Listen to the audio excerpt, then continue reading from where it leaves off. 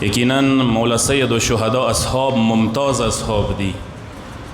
دسی اصحاب پیغمبر تا نشول ملاو، مولا علی تا نشول ملاو، مولا امام حسن تا نشول ملاو. و تاریخ دسی خیید ورست امامانو تا هم دا کام اصحاب دا لگ اصحاب نور امامانو تا نشول ملاو. 72 کسان کو مولا سور سراو.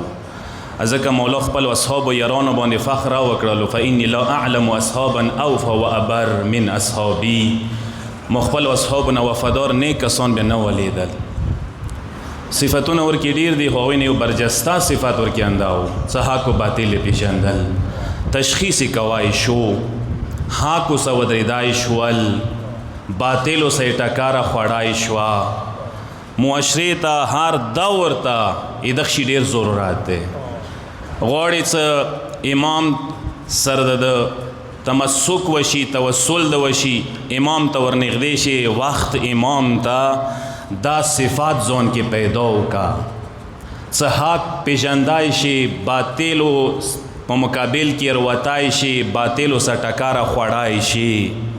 اوس یې مو معاشرې کې یوه بدبختي اندا دی، که تاسو وکسوئ چیرته چوک زبون کار کوي، بد کار کوي، غلط کار کوي، چوک هغه ته نشي ویلی تا په مخ کې څو سترګې دي. ایما پر کرم کې دا بیماری شته دی، زه کل کر درته وایم اهل سنت کې دا نشته دی. هغوی یو 1 ګریډ افسر ویلی نه وي، تو ACDC برګیډیر ویلی نه وي، هغه په مخه خبره کوای شي.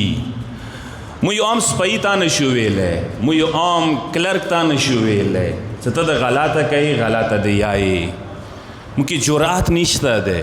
مو سل کسان ودروي و کیسه یوسه آر یو کس د سلو کسانو کې بل ته سترګې غړي چې چوک به مخکې شي، چوک به خبره وکړي.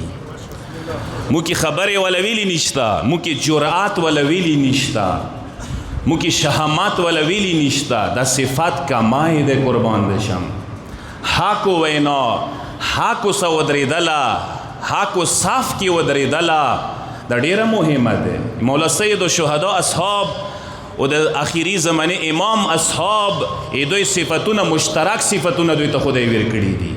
که غواړي هغه ځینې زده کې دغه صف کې ودرېږي، په کار دی دا صفاتونه ته هغوی نه حاصل کړي، دغو صفاتو باندې دقت وکړي، غور وکړي.